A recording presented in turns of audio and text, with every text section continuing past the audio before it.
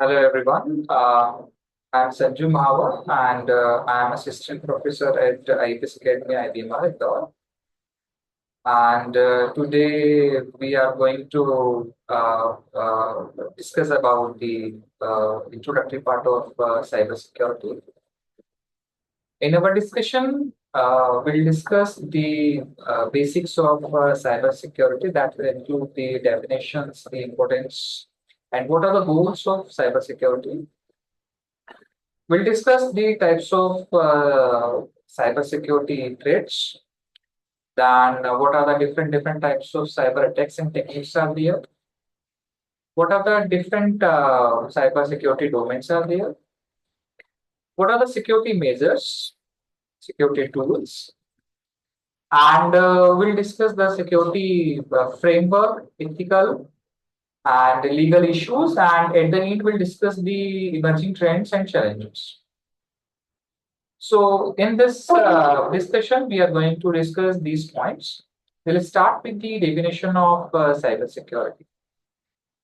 Cybersecurity, also known as information technology security, it refers to the practices of protecting system, network, programs, and data from digital attacks. These cyber attacks are usually aimed at accessing, changing, or destroying the sensitive information, extorting the money from user via the ransomware or interrupting normal business processes. Cybersecurity encompasses as a wide range of technology processes and the practices designed to safeguard computers, mobile devices, server, electronic system, and network from unauthorized access or malicious intent. The importance of cyber security in modern digital area includes the protection of sensitive data, rise in cyber threats, business continuity, regulatory compliances, digital transformation, national securities. So these are the important aspects of cyber security in modern digital world. There are other important goals of cyber security also, which include the confidentiality, the integrity, availability. So these are the important goals of cybersecurity. Now, the confidentiality means the ensuring that the sensitive information is accessed only by authorized individual and entities. And the purpose of this confidentiality is to prevent the data breaches and unauthorized disclosure.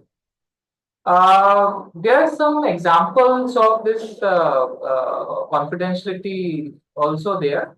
That includes the encrypting the emails and files using strong authentication methods and implementing access control list. So these are the examples of confidentiality. The other important point under this section, which include the goals of cybersecurity, is integrity. Integrity is also play a very important role in cybersecurity when we talk about the data protection. So what integrity is? So integrity means the maintaining the accuracy, consistency, and trustworthiness of data over its entire life cycle. The purpose of this integrity is to prevent the unauthorized modification or corruption of data. There are so many examples of this integrity. A few of them are like using checksum or hash function to detect the tampering, implementing version control and audit logs, then enforcing strict input validation in software application. So this is what the integrity. And the very important part of this goal of cybersecurity also includes the availability, right? Now, what availability is? So, availability means the ensuring that information and system are accessible to authorized user when it requires.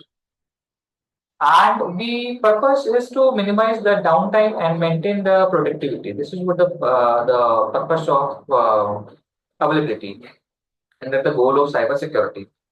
And a few examples are implementing redundancy and failover in the system, then protecting against the denial of service attack, and regular maintaining and patching of system. So these are the goals of cybersecurity. And next one is the types of cybersecurity threats. Cybersecurity threats are malicious attempt to access and damage or disrupt the information system. These threats come in various forms and constantly evolve in complexity and scale. And few types of cyber threats are one of them is very popular and very important. That is a malware. Now, what is malware is? So malware, it is also a type of malicious software. Okay. So malware refers to any software intentionally designed to cause damage to a computer, server, client, or network. The common types of malware are virus, worms, Trojan horse, ransomware, and the impact of this malware can be data loss, financial damage, and system vulnerability and identity thief. These are the impact of this malware in our privacy. The second type of attack includes the phishing and social engineering. So phishing is a form of social engineering where attackers deceive the individual into the revealing the sensitivity information such as login credential, credit card numbers, or other personal data. There are some methods of phishing or social engineering, and few methods includes email phishing, then uh, phishing attack by the specific to the specific individual. Then attacker posts as trusted figure, like they write themselves as a CEO or IT support, right? So in person, that is the in person. So these are the different types of cyber attacks. The third or the next type of the cyber attack is main in the middle. That is also known as the MITM attacks. Now, what is MITM attacks? It occurs when an attacker secretly intercepts and possibly alter the communication between two parties who believe they are directly communicating with each other, right? The common scenario can be understood by the session hijack or SSL stripping, right? So these are the common scenario where you will find the middle MITM type of attack, right? The next important type of attack is denial of service and distributed denial of service attack, which is also known as DOS and DDoS, right? Denial of service and distributed denial of service attacks. Now, what is DOS and what is DDoS? So DOS, an attack that flood system with traffic, making it unavailable to user. And distributed denial of service attack includes a more advanced form where the attackers is launched from multiple compromised system, right? And amplifying its impact, right? The types can be considered as volume-based attack, protocol attacks, application layer attacks, etc., etc. Right, and the impact of this type of attack will be the like downtime of website and services, financial losses and damage to the customer trust. Right. So these are the common type of cyber attacks. Right. Yes, one more important type of attack, that is an insider threat. Right. Now, what is insider threat? Now, insider threat can be understood as yes. Insider threat originate from within the organization, right? From employees, contractor, or business partners who have legitimate access to system and data. There are some types of insider threat also that includes the malicious insider, right, and compromise insiders. These are the types of insider threats, right? Okay, so these are the common cyber attacks and common type of the attacks, right? And the next is the that we need to understand is the what are the security domains are there, right? What are the different security domains uh, can be?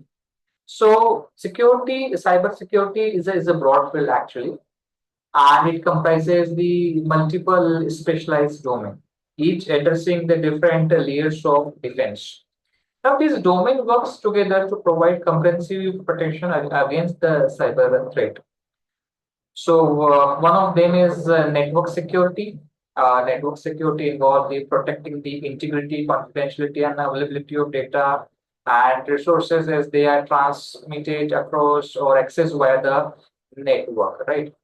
The key elements of network security includes the firewall, then virtual private network, network access control segmentation, right? So these are the network security key elements, right? The goal is very simple: to prevent unauthorized access and misuse, modification, or denial of network accessible resources, right? The next is the cybersecurity domain is the information security, right? Now, the information security focuses on the protecting the confidentiality, integrity, and availability of data, whether it is in storage, transmit, or being processed, right? The key elements of information security includes data classification and encryption, access control, backup and recovery plans, security policies. The next type under the cyber security domain is application security. Now, application security involve the implementing the security measures at the software level to prevent the threat within the application, right? The key elements include the securing coding practices, application testing, authentication and authorization mechanism, right? Then the page management. So these are the key elements under the application security. The next one is the endpoint security. So endpoint security involves the security focuses on the protecting end user devices like desktops, laptop, mobile phones, tablets, etc., etc. The devices used by the user, right? The key elements include the antivirus and anti-malware softwares, and endpoint detection and response also, mobile device management system, encryption and data loss preventions. These are the key points. And the last one is the cloud security. Now, cloud is very popular nowadays. Everyone is using cloud to store and keep data there. And lots of users are having their personal data on cloud, right? So, cloud security refers to the protection of data, application, and services hosted in cloud environment, public, private, and hybrid mode. The key elements are data encryption, identity and access management, cloud workload protection platforms, shared responsibility model, etc., etc. So these are the few points under this topic. The what are the security measures and the best practices? This is what the next thing that we need to understand. What are the based or required measures and practices, best practices? So the number one is the firewall in the and the antivirus software. Firewall, very simple. A firewall is a network security system that monitor and control incoming and outgoing traffic based on the predefined security rules. Different types of firewalls are there. Network firewall is there. Host-based firewall, next generation firewall is there. The function of firewall is very simple. It blocks the unauthorized access, and it allows the legitimate communication based on the security policies. Antivirus is it's a type of the application software, and antivirus software prevents and remove malware like the viruses, worms, Trojan, ransomware. The functions include the regular system scanning, real-time threat monitoring, right? And the practices includes the both, like use of both the firewall and the antivirus because it creates the layers, right? Layers of defense, right? Keep software update for the latest threat signature, right? The next security measure is the encryption, symmetric and asymmetric. There is basically two types of encryption, symmetric and asymmetric, right? So the definition of encryption includes the transforms readable data, plain text, into unreadable or coded form, data which we call as a ciphertext to prevent unauthorized access. The purpose of encryption is to protect the data confidentiality, especially during the transmission or storage, right? The different types of encryptions includes the symmetric encryption than asymmetric encryption. Now, the symmetric encryption includes the use the same key for the encryption and decryption, and asymmetric encryption it is a use of pair of keys, right? So this is what the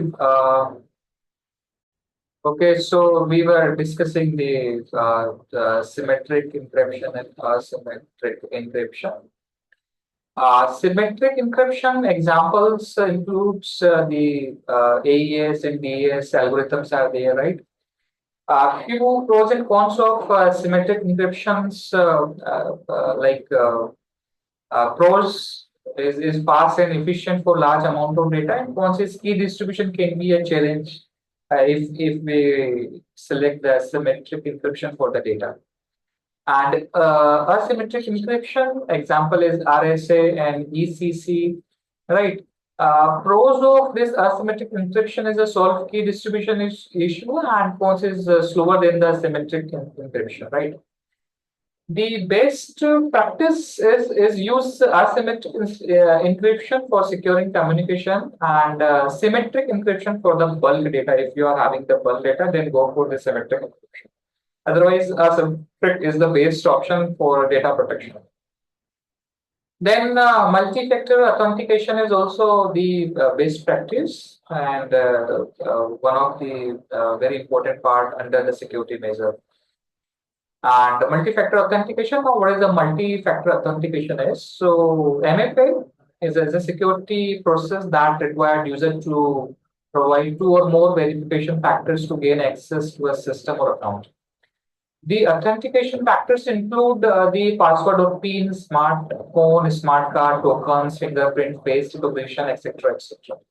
The purpose is very simple. The purpose is password. If password is stolen, the taker can't access the system without the second or the third factor, right? So next one is patch management. So patch management is a process of identifying, acquiring, testing, and deploying software updates to fix security bugs or improve the performance. So next one is the secure password policy. Under this section, a secure password policy is a set of rules designed to enhance the security strength and reduce the risk of password related to the breaches, right? Related to the breaches. Like in lots of website where you sign up, they ask for the 12 character password, and in that password, special character, capital issue, capital word should be there, small should be there, one numerical is there, right? So this is what the secure password policy, right? Like use of mixed letters, avoid using the easily guessable information, required password change periodically, right? So these are the some practices, and the very important, that is the backup and disaster recovery, right? Under their security measure and best practices. So backup and disaster recovery includes the creating copies of data restored in case of loss or damage, right? Like full backup or incremental or differential backup, right? And the best practices is copy of data, right? Different media, right?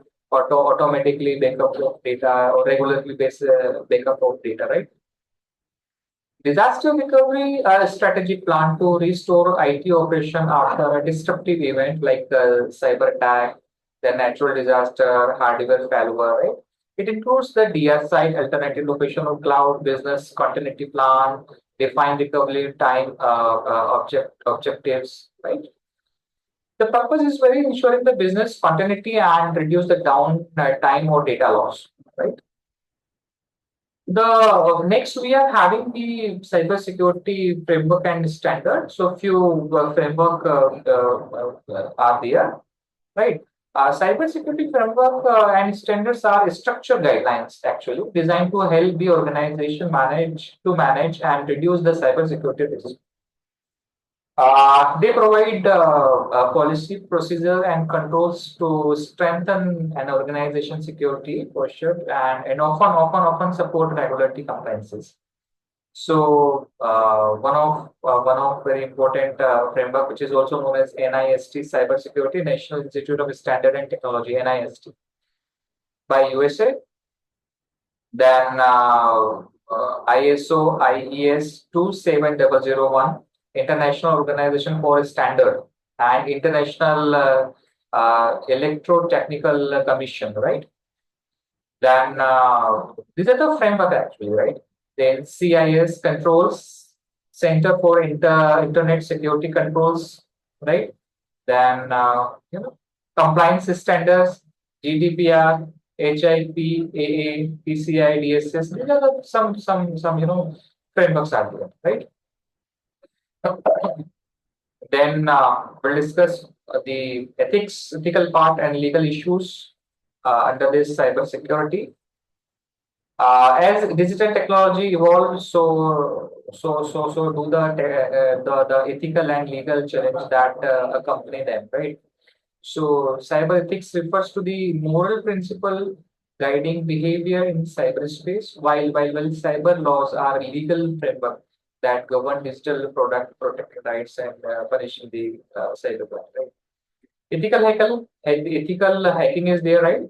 Now, ethical hacking involves the legally and intentionally, probing computer system, network, or application to discover the vulnerability before malicious hackers can exploit them, right? It is also known as the white hat hacking, penetration testing, security testing, right? The purpose of ethical hacking is to identify and fix the security flaws, strengthen the defense mechanism, and ensuring compliances with the security standards. New principles are also there, like permission scope, confidentiality, and the reporting is there, right? And a few courses are also there, certification courses are also there, which is known as CEH, Certified Ethical Hacker, OSCP, Offensive Security Certified Professionals, right? Then the next one is the privacy and data protection laws are there. The purpose of these laws is to protect the individual personal data from misuse, unauthorized access, and exploitation in both online or offline environment. Right. The key global regulations are the GDPR, General Data Protection Regulation, right, is there, right? Then CCPA, California Consumer Privacy Act is there. Then HIPAA, Health Insurance Portability and Accountability Act is there. These are the few laws. And of course, yes, intellectual property and cyber laws also there.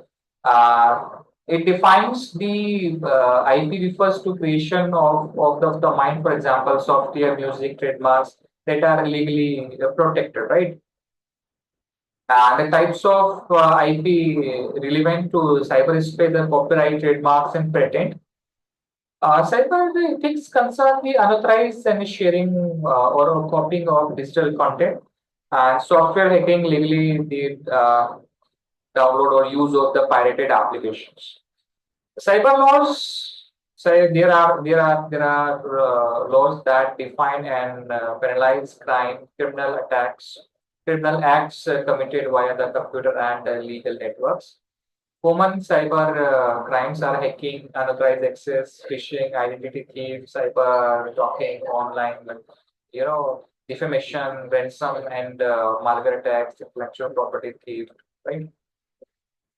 And few cybercrime legislation is also there, like Computer Fraud and Abuse Act, CFAA, then Information Technology Act 2000, India, right? So these are some laws are there. So I hope you will understand some basics of cybersecurity, and at the last we'll discuss what are the emerging trend and challenges in cybersecurity are. So as technology evolves, so do the methods and by both attackers and defenders. New trends bring both powerful tools and complex challenges that organization must address to stay secure. AI and machine learning and security.